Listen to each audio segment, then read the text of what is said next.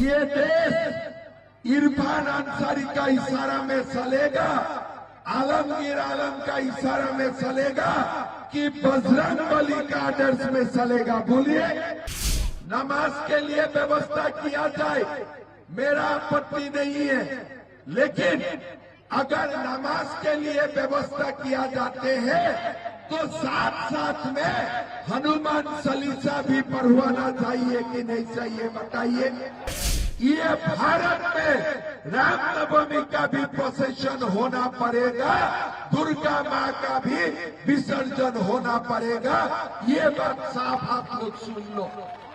अगर घुसपैठियों को बाहर नहीं निकाला जाएगा तो हमारा रोटी भी सुरक्षित नहीं है, हमारे बेटी भी सुरक्षित नहीं है, माटी भी सुरक्षित नहीं है। ये देश इरफान अंसारी का इशारा में चलेगा, आलमगीर आलम का इशारा में चलेगा कि बजरंग बली का आदर्श में चलेगा? बोलिए। बोलिए, किसका आदर्श में चलेगा? किसका आदर्श में चलेगा?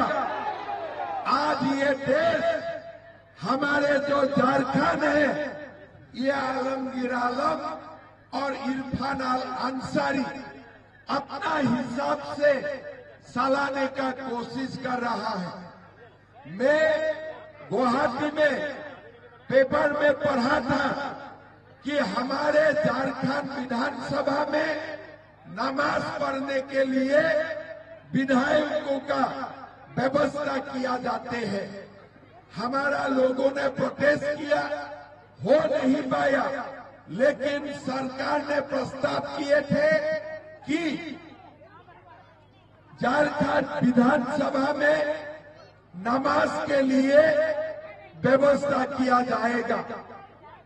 भाइयों और बहनों, नमाज के लिए व्यवस्था किया जाए, मेरा आपत्ति नहीं है, लेकिन अगर नमाज के लिए व्यवस्था किया जाते हैं तो साथ साथ में हनुमान चालीसा भी पढ़वाना चाहिए कि नहीं चाहिए? बताइए।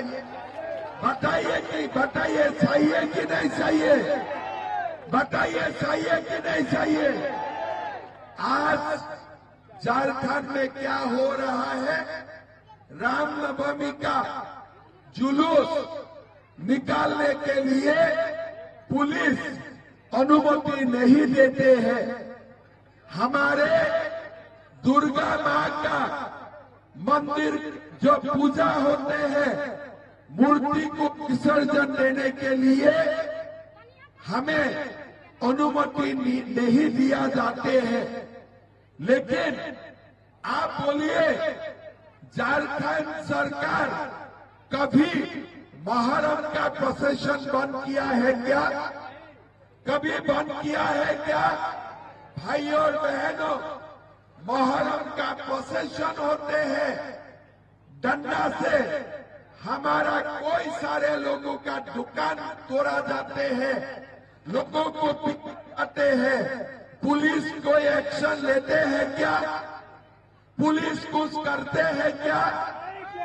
मैं आप लोगों को बोलना चाहूंगा, हमारे मुहर्रम का प्रोसेशन हो, हमारे कोई आपत्ति नहीं है, लेकिन ये भारत में रामनवमी का भी प्रोसेशन होना पड़ेगा, दुर्गा माँ का भी विसर्जन होना पड़ेगा।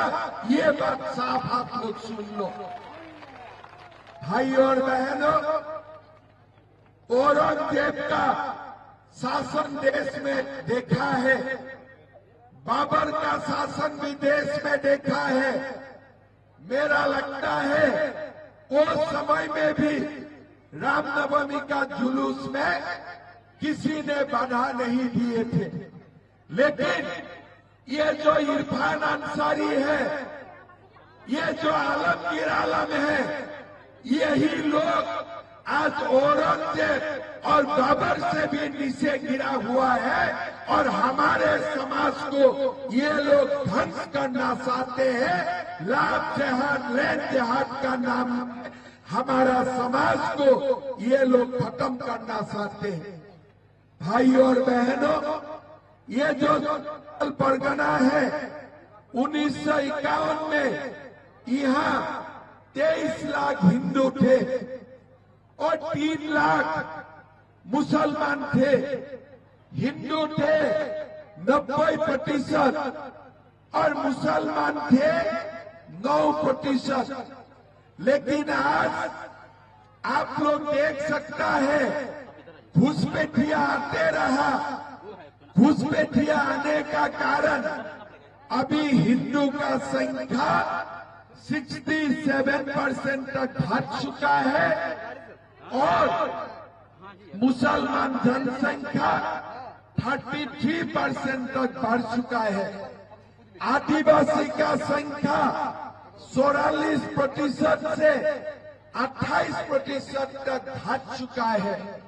पाकुड़, साहेबगंज ये सारे जिलों में घुसपैठियों ने पूरा कब्जा ये लोग करके रखा है।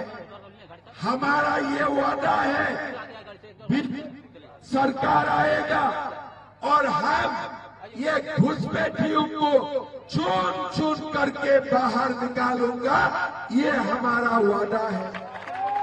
भाई और बहनों, अगर घुसपैठियों को बाहर नहीं निकाला जाएगा तो हमारा रोटी भी सुरक्षित नहीं है, हमारे बेटी भी सुरक्षित नहीं है, माटी भी सुरक्षित नहीं है। इसीलिए ये चुनाव हमारे रोटी, माटी और बेटी को बचाने के लिए ये चुनाव है और ये चुनाव हमें जीतना ही पड़ेगा रोटी, माटी, बेटी को बचाने के लिए।